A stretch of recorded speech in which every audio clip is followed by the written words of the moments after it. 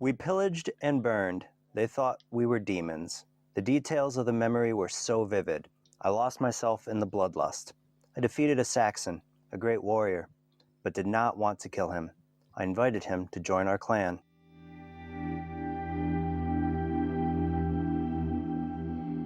Hello, and welcome to Visions of the Past, an Assassin's Creed lore podcast. My name is Andrew, and I'm glad to see that you found this podcast. Today, we're going to talk about the era that Juhani Atzoberg was talking about with that quote, the Viking Age. But before we get into the Viking Age, I want to introduce a special guest from Let's Talk Assassin's Creed, Declan Rose. Hola. I've been wanting to do this for a while. I'm glad we finally found some time to get to do it. Especially me from being from sunny UK and you from America. The reason I wanted to talk about Viking Age with Declan is because of that little unconfirmed rumor from Jason Schreiber of Kotaku that the next setting for Assassin's Creed will be the Viking Age. But at the same time, we've already been there within the lore, most notably in Assassin's Creed Rogue and the novel Assassin's Creed Last Descendants, Fate of the Gods.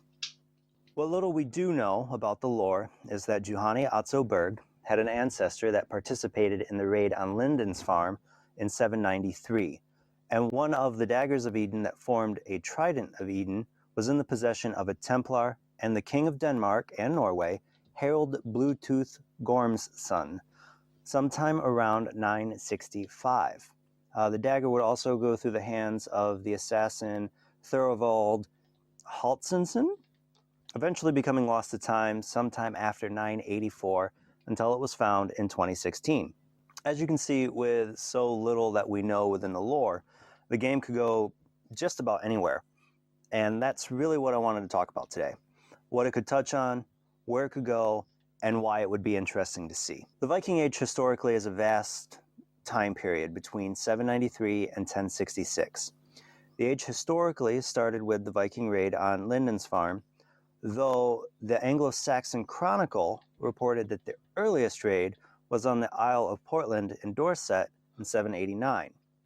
And the ending came around 1066 with the Battle of Stamford Bridge, where the last crowned Anglo-Saxon king of England, Harold Godwinson, stopped an invasion from the Norwegian king, Harald Hardrada, who was more commonly known as Harold III. Although there are other battles after Stamford Bridge, this is usually considered the end of the Viking Age. Where would we go? We've already been covered that time period shortly, kind of near the end, around 965. So sure, you got 100 years after that. Where would you think the best point of the time period to go? Ironically, I think the best time frame would be the same time frame as the Last Descendants novel with the Fear Prong. I think that'd be the perfect time for them actually to build on, because they're already setting up an Isu-themed modern-day story with Odyssey.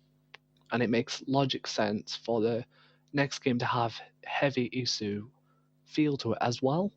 Do you think that dagger will be a central point, or kind of hey, we're kind of like an Easter egg kind of nod to it? Kind of like saying we're still reading everything's still canon?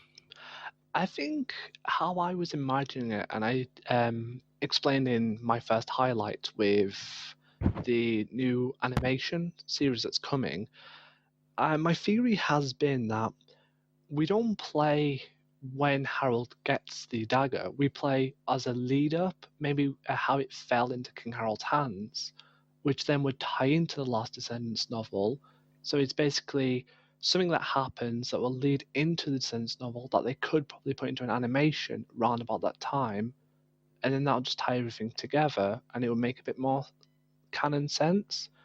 Because at the moment, the only comics that make no sense is the Last Descendants. Like with the other comics. Oh, that Lotus. If I remember right, the novel, because there's that trilogy of novels, I believe Fate of the Gods, that novel, started with the Fear Prong being with a priest? I believe so. So that could, how it fell into that priest's hands would be a good point, because you know nothing from the point when the trident was whole with Alexander the Great up into the priest has it. That's almost 1,000 years. Yeah, so it's quite a big lore gap, but I think it would make sense as well is a lot of the other comics tie into the current games. Like the main series with Charlotte Cruz worked with Layla Hassan in the background. So that's the comic connecting with the games. But the Fear of the Gods novel doesn't connect with the games. It's just passing characters. So it might be a good idea for That's Ubisoft to link. they did. Dr. Babot, Victoria, she's in the Last Descendants novels. Ah, see, And I think she was a double agent, because within the novels she was content being a Templar. so see, this is why personally the novel's side acting isn't very well perceived because a lot of my knowledge comes from wiki entries because I don't have access to the novels, and a lot of fans will be like me. So I think maybe it's high time Ubisoft finds a way to bridge the comics with a wider audience, so fans could potentially see the effects of the comics on the real world games that we're playing now, and this Viking one could serve as a way to bridge that little gap. I agree. Because we'd have so many things that aren't mentioned. Like, for instance, we get the statue of Amunet in Assassin's Creed 2, but within that idea, I know this is a little off topic, but within that idea, when AC2 first came out, we were under the assumption that her body was in goodness, I don't even remember, in Venice. I remember it was one of the churches in Venice. But then we find Layla finding her body in the cave in Egypt. So what's really in that tomb, and are all 6 of them like that? Which is kind of an interesting point. What's been leading up to it? So that's just kind of one small thing that we could pick apart from the soft reboot, and how it all is supposed to still be canon but not be canon at the same time. Yeah, it's a tricky bridge. I have to mention this. Have you studied those statues? I studied a little bit of them, especially with the run up to Origins, because Origins had the same fear in my heart that the new game has, where we have an established law prior to the games and how it will affect it. So when I heard rumors there was going to be Aya in Origins before it was released, I was panicking with Anuet connection in Assassin's Creed 2. So I did some research on her, but other than that, I didn't do much research on them. Next time you go in there, take a look at how Darius' statue is wearing his blade. He's wearing it underneath his arm. This kind of ties into how Aya gets the blade. She says she gets it from Cleopatra, though historically it's hers by birthright. But they put it on him wrong. That's why it cuts Bayek's finger off, because it's incorrectly on his wrist. If he'd have worn it right, he wouldn't have known that. So much time had passed, they forgot how to use it. So when they commission that statue, they put it underneath his wrist instead of on top of it. At least that's my headcanon on how that worked out. It makes sense because Layla Hassan uses Bayek's same hidden blade in the modern day segments, and using the bleeding effect, she was able to wield it without cutting a finger. And Yep. this is prior to the false knowledge that Leonardo da Vinci is the one that re-edited it when it was actually Altair who originally re-edited it. Based on his plans in the Codex, yep. Which, in actual fact, the Codex could have actually been pre-information from Darius. So similar to how I think that's all his Codex is information out of the apple, which Darius could have come into contact with. True, could have. We're way off topic, but yeah, you're right. Welcome to me. So while we're talking about the time period itself, I don't know much about like specific battles. Let's take a thought process on the map, as I did some looking at what it was like. They went, they raided, and they came back. So we have this really large map of Greece from Odyssey. I was thinking was that instead of the Aegean Sea, we'd get the North Sea, possibly between the area that is now Norway, Sweden, Denmark, Germany, the Netherlands, Belgium, and the UK. Possibly so far as going to France and Poland, depending on the age. But if you go later, you could go all the way to North America. Remember, there's the Templar Viking sword and armor within Rogue. Or you can even go so far as to go to Constantinople if you go far enough in the age, because they historically had raided all of that area. In theory, you could get the whole continent of Europe. You could, but judging by a recent information from Ubisoft themselves, they have critically acclaimed that Odyssey is a fantastic game, it sold well, and I quote, it didn't have enough assassin-y feel. They want more stealth, hidden blades, and hay bales. And judging by that information, they are not going to invoke any more naval combat from. So that leaves less Aegean combat in the Aegean Sea and more land base. And I don't think they'll do a same size map as Odyssey, which 20% of Odyssey's map is unplayable. It's literally a black wall, which not a lot of people notice till you actually do digging. So Odyssey's map is 20% smaller than what people believe. But I don't think they'll do one that big. I think they'll do one as big as Origins or Uh, tiny bit smaller. I trust Ash's team, who is we're expected to be putting this game out, to do naval combat well. He did naval combat well in Black Flag. He did naval combat well in Origins. But I could see, based on that wanting to get away from the naval combat. But if we push, for instance, I'm going on the assumption that Layla's going to be our protagonist and that she's going to end up using Berg's DNA to relive the Vikings. That's what I'm kind of expecting, because we know he's got Viking ancestry. She didn't kill him. And he's got ties with the assassin through Uprising and what happened with Juno. So I could see them not leaving him to die, even though he's killed many, many, many, many assassins. He's the only one that knows for truth what happened in that cave, because Layla, there's no way Layla tells him. I could see that as being a possibility, but I don't know, it's kind of a tricky one. I could see them as doing that, but on the flip side, when you go back to all the cutscenes in Odyssey, Berg knows what Layla's like, and that's with her angry outbursts coupled with her suffering really bad bleeding effect and the spear. Oh, not spear. Sorry, this The Staff of Hermes that, Trismegistus. that's the one. The Staff of Hermes is already affecting her because she's not pure Isu blood. So he's more of a. If he is taken into custody for the assassins to find more knowledge, he will also be a liability for Layla because he knows that Layla killed Victoria. And I'm sure before going into that cave, he had a dossier on her from her time with Abstergo's historical tactical team.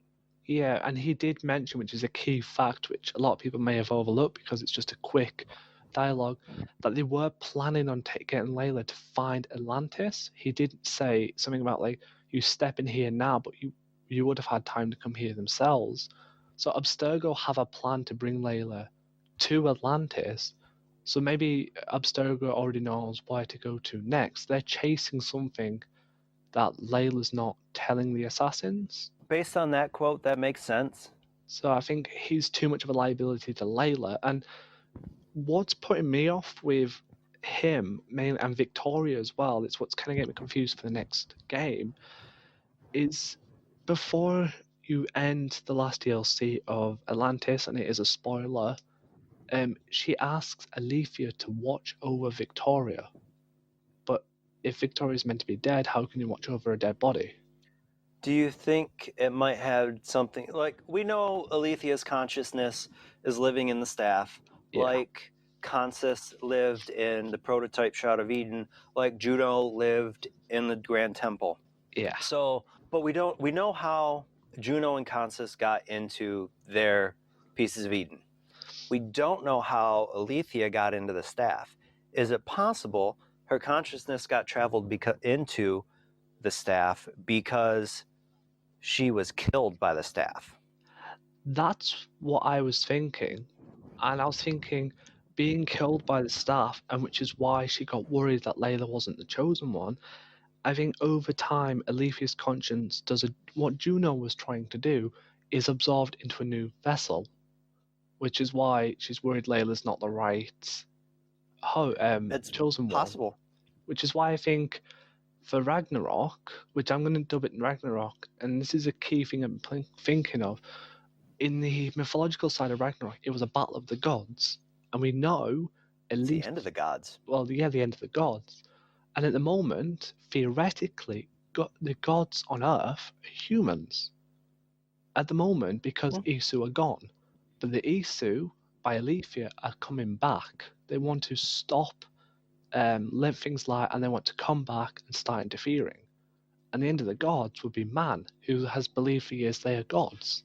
So Alethea could be using Layla as a conduit to come back, interfere, and get history leveled out because this war between assassins and Templars is just burning a hole in history.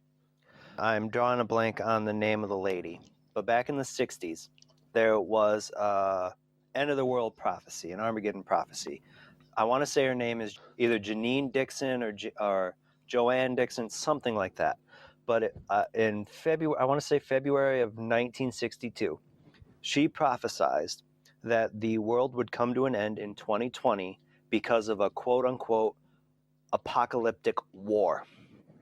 So, what if they're playing the Assassin and Templar War, this, what they have now essentially said, chaos versus order, this war is them tying into that apocalyptic event like they did the Mayan apocalypse with the solar flare. And Layla is meant to, Alethea is trying to make Layla believe that she is what is supposed to stop that apocalyptic war. Or is she meant to start the apocalyptic war? It's hard to tell. I honestly don't like the idea of chaos versus order. The thing is, on the chaos and order theory, from what I've been doing digging, because I'm kind of a book nerd and I've been doing as much research, it makes a lot of sense to call the Assassins versus Templars chaos versus order because the Templars want order through control. But everything the assassins do feeds into chaos. Because they want freedom through order through free will, which Yep. is chaotic because man's free will is detrimental to power and, well, anything really. So it is that kind of chaos versus order. Do we punish man and control them through power and order, or do we let them free to burn society? And Alethea says she's stepping in because it's time to stop on the sidelines, which, if you know as much lore through Juno and all that, they're meant to be in the grey, which is like the netherworld. So how can they come I back? don't remember which civilization believed that that was their afterlife, the Grey. It's Was it Etrusian? I can't remember. From what I was reading the other day, the grey is like a blanket term. Instead of just having a set heaven, hell, afterlife, the blanket term in Assassin mythology is the grey is just the Isu netherworld. It's where Juno was trapped originally, was in the grey. What basically, and I called that the in the podcast I just put out last week for her, was that the Grey was the term for the Grand Temple Network, and then when she left and expanded into the internet, that was what John Standish called her presence in the internet, was the Grey. Guide me into the Grey, beloved. So that could mean, is there more Isu in the grey, which means in Ragnarok, if Alethea wants to come back, are they going to try and find a conduit through the staff and It's Layla? possible. I don't remember where the quote was, but there is some quote from Juno in one of the games where she alludes to having that there being other consciousnesses in the Grey. A lot of people, at least I originally turned that into her alluding to Desmond and Clay. but there could be more. There is in theory, there is a way that Desmond could come back because he died touching the pedestal, which is how Juno came out of the network. There is a theory that his body died, but their consciousnesses switched. So he could still be alive and So kicking, he could, in theory, be alive, but would need a host body.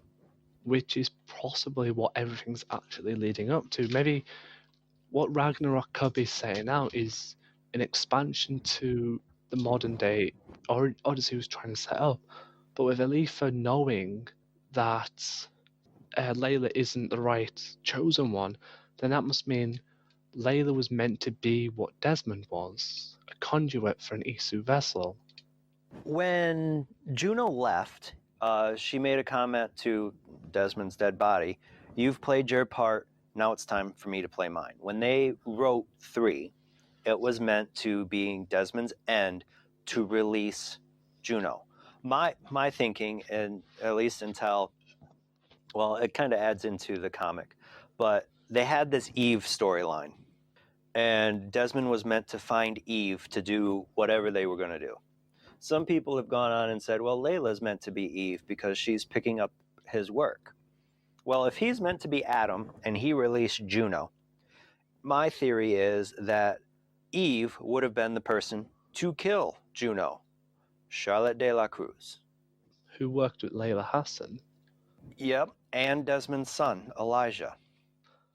Ooh, getting juicy now. Those two together is what killed Alethea, or not Alethea, Juno, because Elijah convinced Juno to talk to a coffee cup, and Charlotte stabbed her through the throat. And then Berg blew up the building. Darn Berg. Yeah. So Berg's been around. So it's all tying in as best as it possibly can. For what they can. I mean, I understand a lot of people mad the way Juno's ended, but it is what it is. See, I think I'm just glad it ended. They could have just left it there and just said, no, we're not even going to touch the story again. I think the problem, and I think this is what it could also definitely lead into Ragnarok, which I've talked about quite a lot to people, is the critics and the critical information people were getting about Assassin's Creed was it was dying. And if a game is dying, there's no point carrying this gigantic arc if it's just gonna fizzle out. And it was. With Unity and Syndicate, it was growing stagnant. The games needed something. So it makes sense to put it into a new comic book, give it a new life to a wider audience, which is why I think a lot of this information people are discussing about, I'm going to keep calling it Ragnarok because it sounds cooler, is maybe we need to stop looking at pre-Syndicate information, but look at what Ashmel tried to do in Origins and what Quebec did in Odyssey, because Quebec worked with Ash's team in Origins. So what if, in theory, all we know about Assassin's Creed is twofold? One, the Syndicate is complete. That story is complete. Origins Forward is a new story building on the lore that previous games had built. So maybe we're not going to get anything that's going to tie in with 1, 2, 3, or even Black Flag. We're going to get something fresh, new, and a modern twist on what Origins started. I agree, and I think the only thing that we would even touch on would be some of the very basic underlying systems like sailing or something like that, because you're not getting combat the same with the hitbox system. Because really, in this day and age, I've been given the real name, thanks to a few fans. A puppeteer system in gaming is not a viable source for combat or exploration. And people like me have started to realize that Assassin's Creed isn't time travel. It's simulation of a memory. Athea says in Odyssey that it's time to press next on the next simulation. So they're already running. So the Isu are already running simulations. That's how they use the Nexus to calculate their probabilities for the future. So it could mean that the next game is just another simulation from Aflia and other Isu consciousness. Maybe it's now time to build a resistance against chaos and order.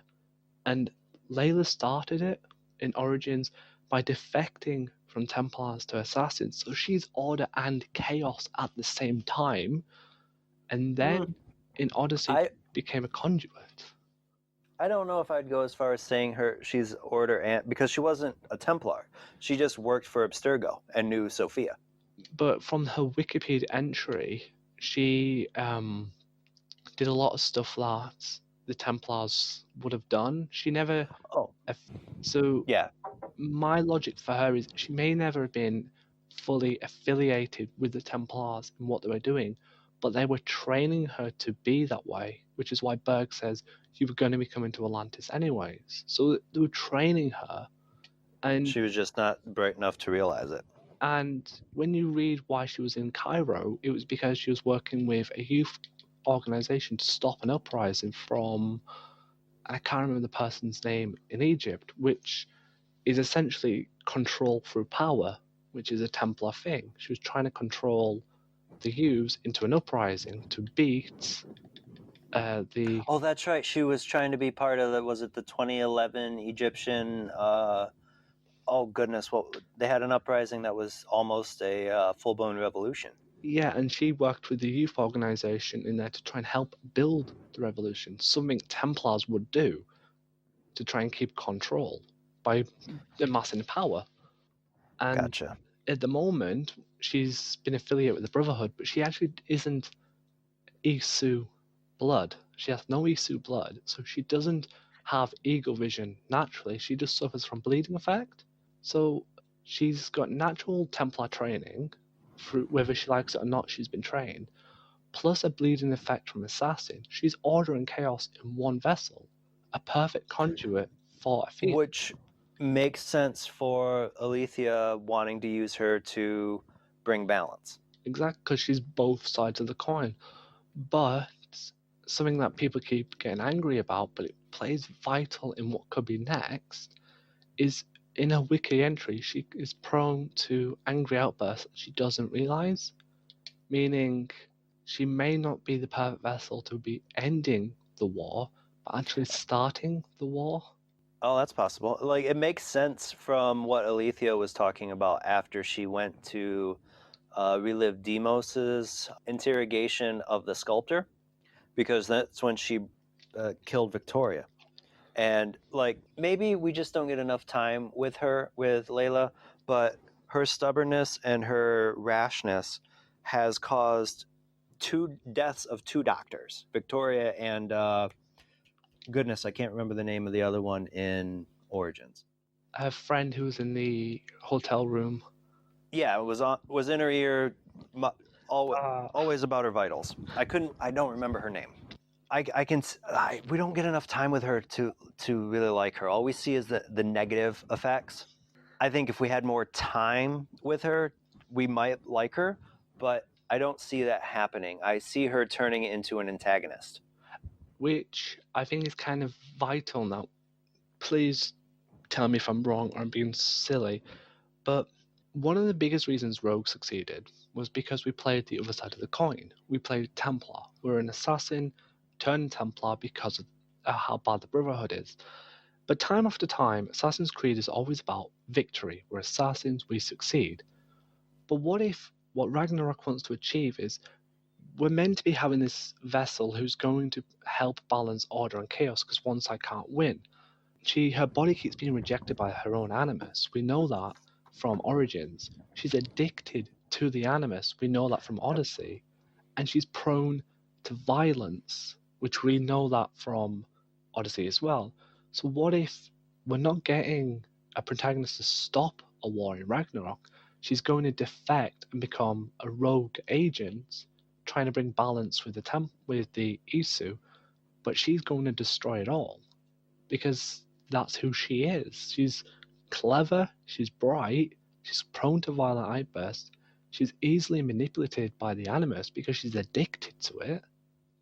And I think that's why Alethea was scared that she's not the right chosen one because she's too damaging. And if if Thea is pro-humans, and there's more Isu in the Grey that are against humans, they could manipulate Layla to being on their side, allowing her to explore the Animus more through her own free will.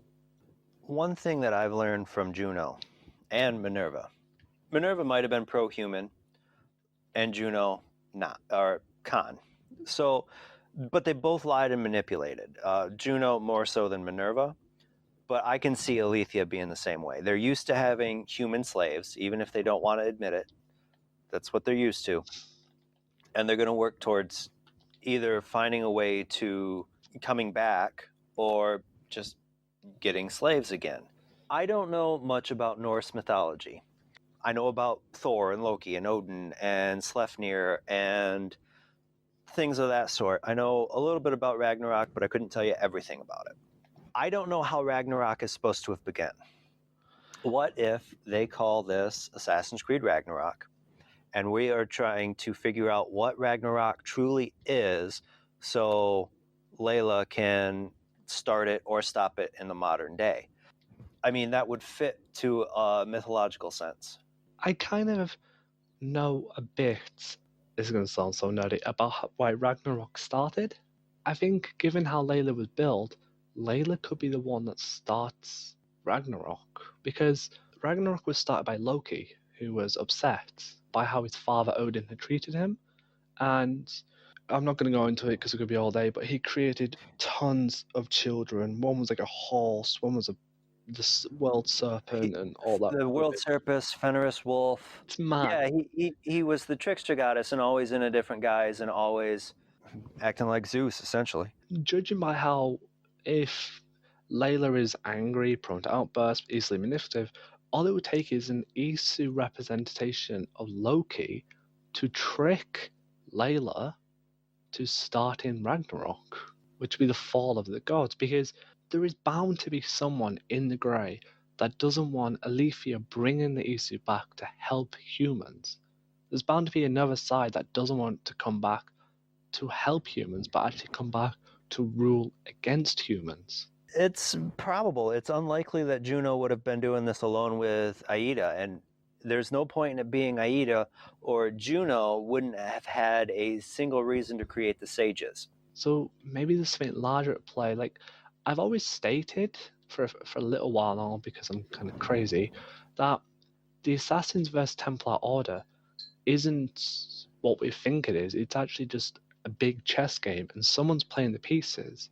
Because if they get We humans, just don't know who. Yeah, that makes sense. if they get humans to wipe themselves out, then the Isu can come back, clap their hands together, recreate humans, and realize, well, hang on a minute, let's not give them this.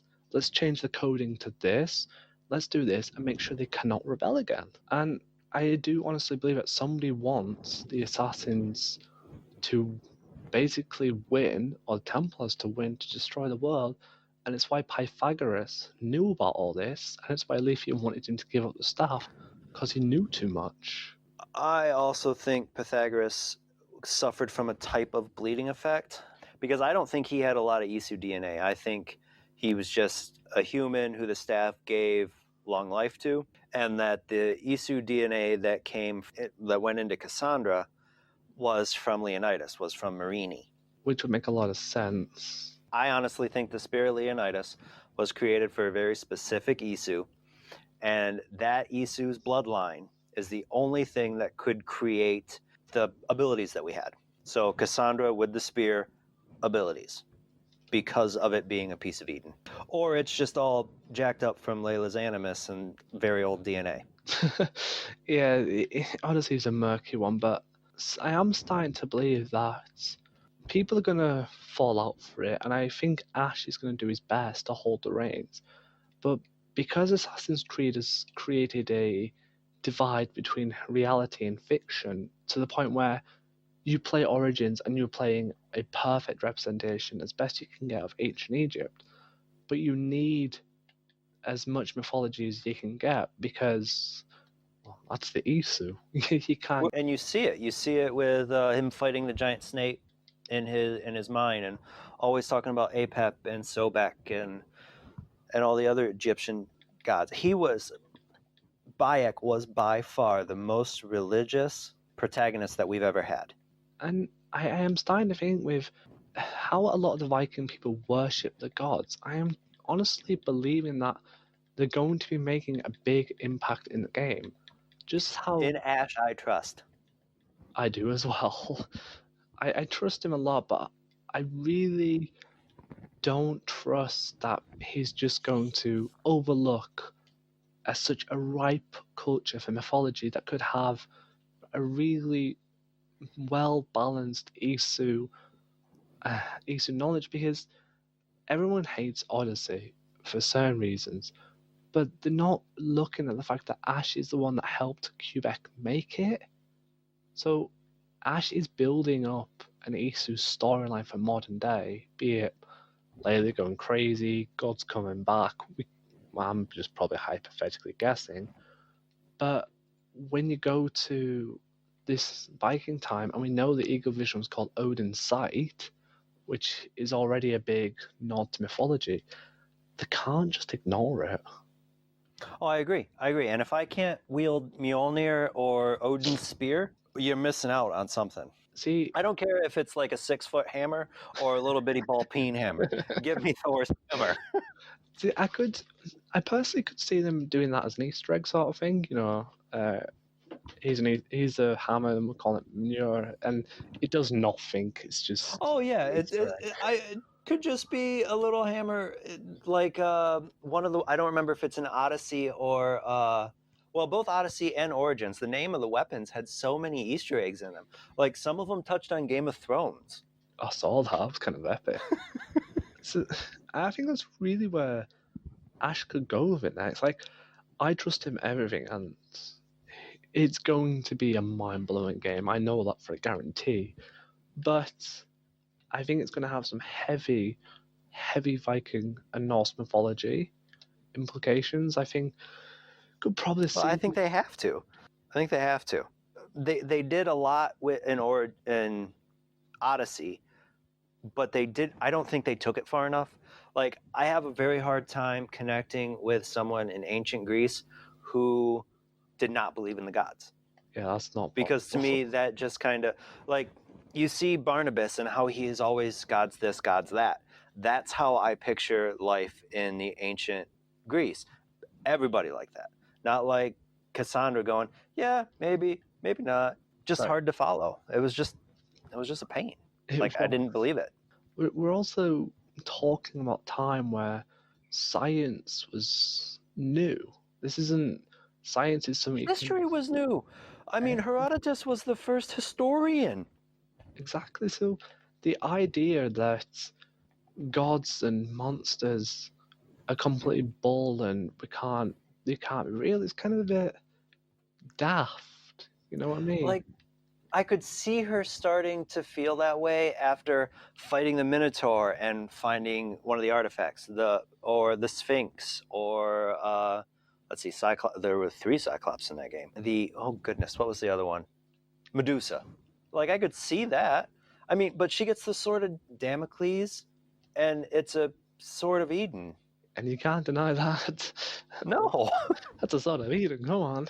Like I can understand her eventually getting there, but she starts out that way, and the way we're introduced to her, she's got no magic powers from her spear. We get there after starting to level up. Which is kind of epic from what we get. Maybe if we don't get, actual physical representations of the gods, maybe a world that has been touched by the gods, And another Olympus project. oh yeah, Oh, I want another Olympus. Olympios or Anthropos. I pronounced it right last week with Juno, but basically the creation of the humans. Oh goodness, now I've drawn a blank. You touched on Odin's sight. Yes. This is the whole age.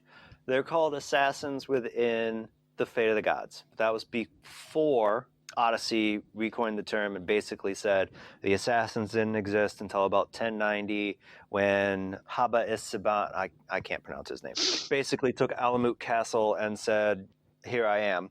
And then the Templars didn't exist until like 1132, 39 with the Council of Troy creating them as the public face of the Templars. It doesn't matter where we live in the Viking era, we're going to essentially be called Hidden Ones, or possibly some other group, but that's kind of what we're going to look at, is because we know the Hidden Ones were there, the Assassins aren't yet a thing, so it's either going to be a group of named something, but Odinsight.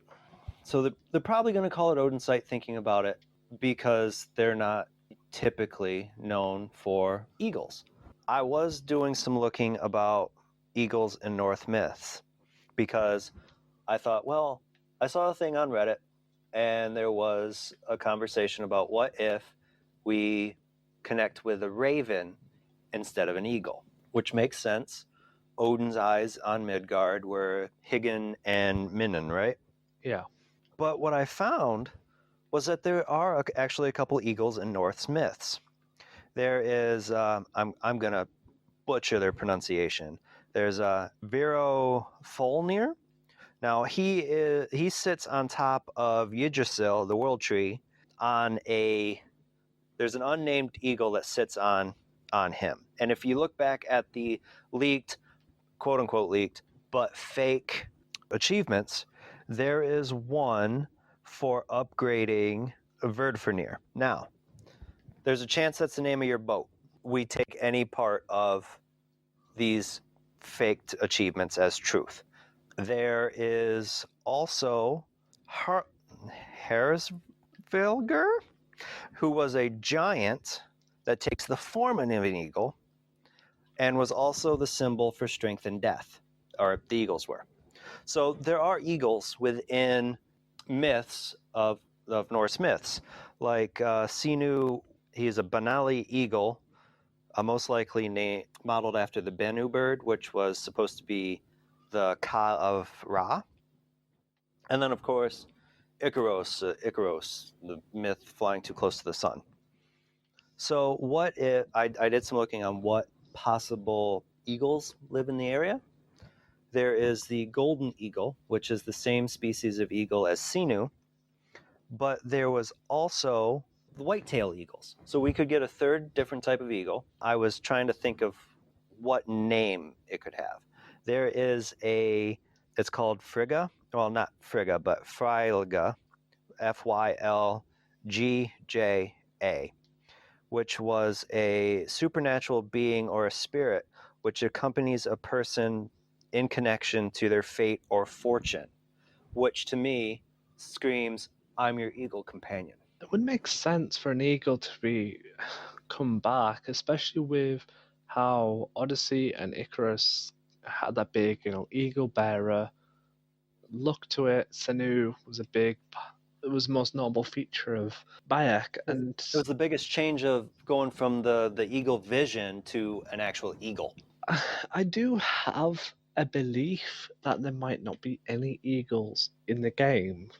The reason I've been thinking about this, eagle vision is the sixth sense, which I believe that before by X time, they use the sixth sense to see what an eagle sees. If you ever know Aragon, where you can see through the dragon's eyes, something similar to that using the sixth sense, but they kind of realize it's a bit conspicuous, summoning a bird everywhere. So they learn how to hone the skill into your five senses of sight, smell, hearing, And then and the sixth being knowledge. knowledge. And I think for a Viking time, I think it'd be a bit daft in my eyes for a Viking warrior to be standing by a battlefield because they generally believe death in battle was better than death at home.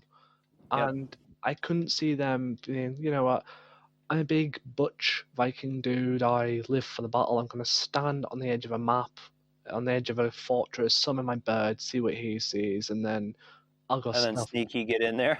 Yeah, so I could see that the Viking might be more embracing traditional eagle vision, because from my research that I've done prior to this, the hidden ones evolved on their own diversity, and then, as you said before, 1190, the old group together and created the Assassin Order, which was the first ever unification of all the hidden ones. So every hidden one would have acted differently. So some may still use an eagle, but maybe the Vikings find a way to use it in battle without actually throwing a bird up by actually meditating and using all six senses. And then in And, battle, they could sense where enemies are hiding. If they're doing a raid and they want to get a key piece of information, they could use this new sense to find what they're looking for. And it would mean that wouldn't have to stand there in a boat, throw a bird in the air, wait till it finds something. It still keeps it with their honor of battle. and it makes sense, especially if you continue putting them closer into with their mythology and their, oh goodness, I'm drawing their civilization, because you're right. They thought that a death in battle was the only way to get into Valhalla. And I would like to see Valhalla be like an Isu city, That'd be epic. kind of like we saw with Elysium in the underworld and Atlantis.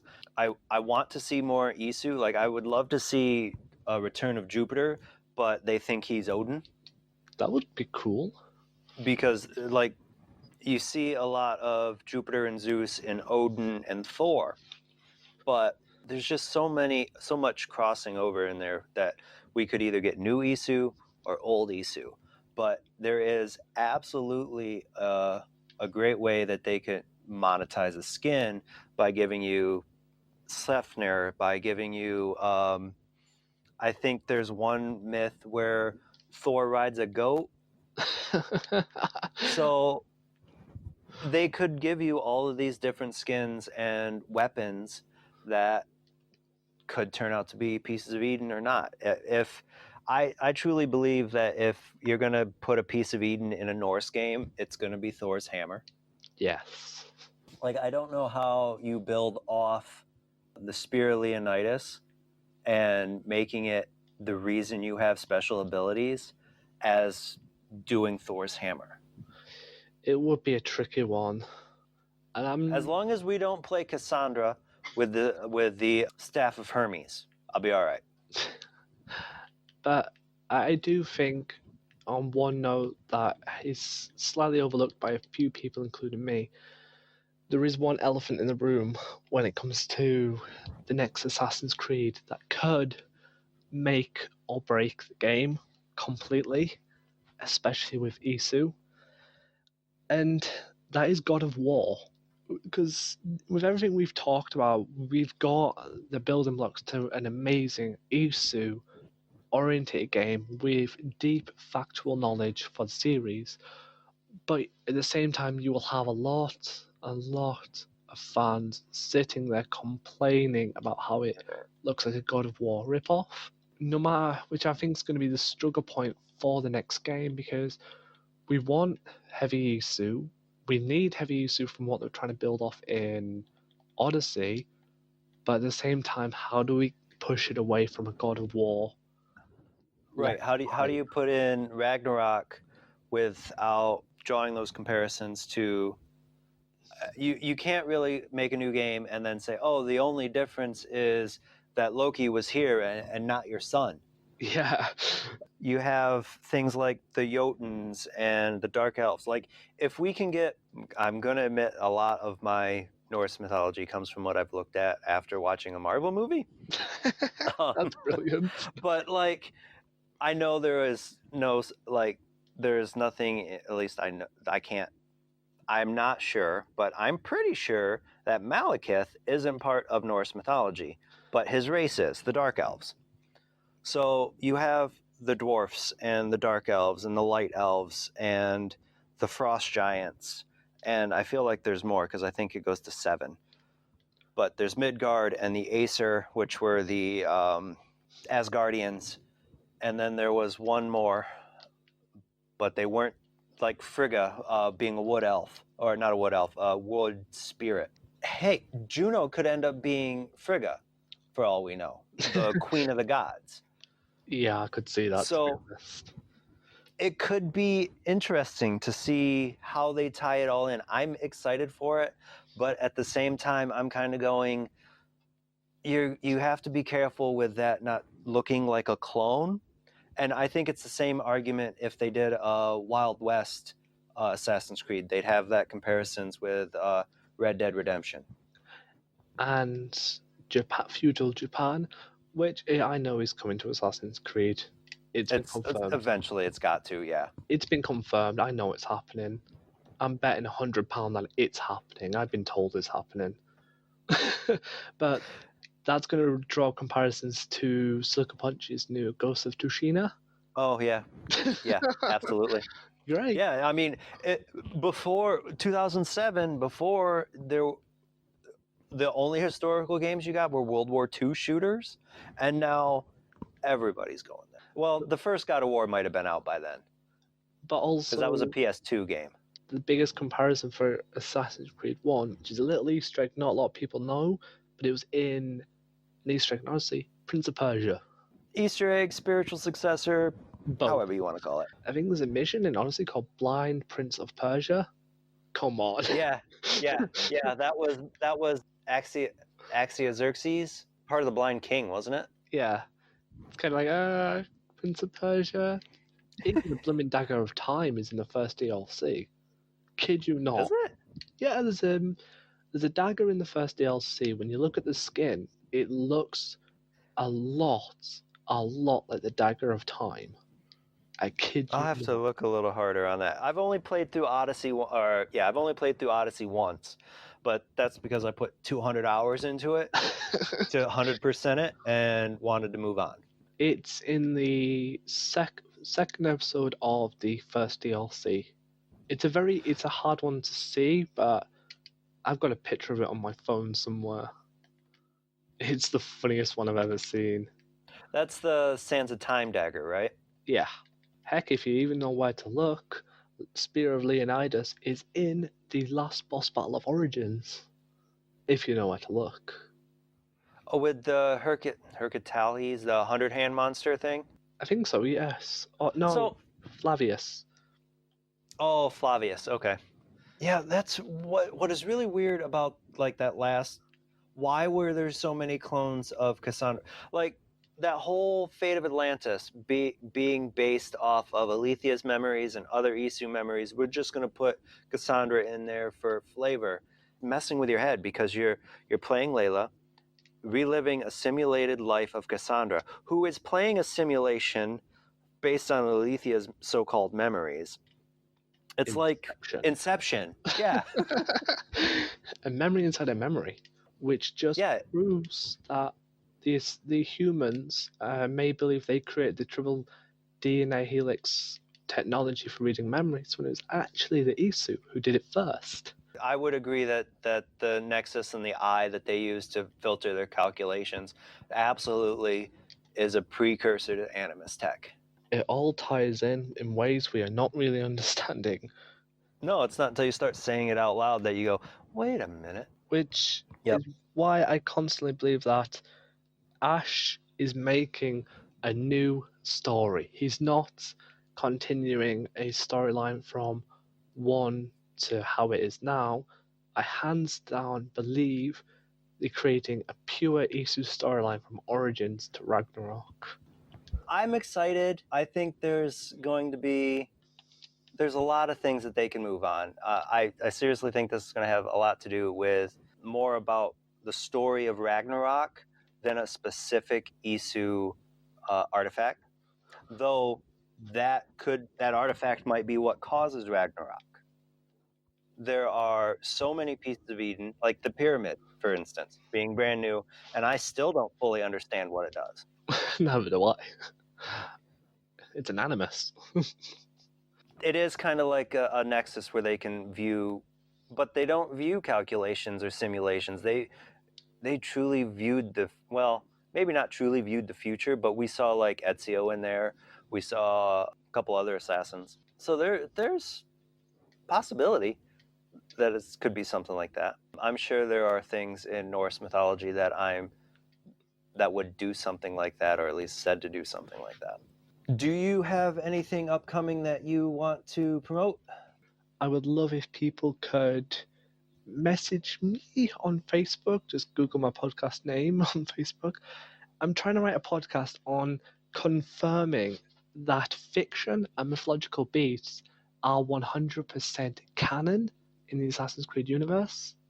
which is a rocky path, but I am strongly holding out there that mythological beasts are 100% real, and we're going to get a unicorn in Assassin's Creed, and it'll be canon. Instead of just the skin for the horse, Exactly. I'm Phobos. holding out. Come on, dragons are I real. think as soon as they gave us Minerva in 2, they said your myths are in one way or another real. And when they put the animus objects into creating minotaurs and medusas, they said your myths are real, just not how you think they are. Exactly. Come on, people, get behind me. I mean, they go through, even in Assassin's Creed, the first one, they talk about things out of the Bible, that Abraham's staff and the snakes parting the Red Sea, all being done by illusions in the apple. See. So yeah, I'm absolutely behind you on that. Woo, I've got a backer. Within this universe, one, even if we haven't seen it, your myths, somebody saw it somewhere, and either it was an illusion from an apple or a different piece of Eden, or they were making a story based on what they saw or what they thought they saw. See, that's with you on that one. And I strongly believe, no matter how much, that it is possible. So where can people find you on the internet? Mainly, you can find me on Spotify and Google Podcasts and Castbeat, I think it's called, and Spreaker. I want to thank you all for joining us today. Feel free, of course, to subscribe to Visions here. And if you have any questions about Assassin's Creed or any topics you'd like me to cover, please feel free to hit me up on Twitter at visions_AC, link to which will be in the description to the podcast. And till next time, my assassin friends, make sure to follow the creed. And to those Templars listening, may the Father of Understanding guide you.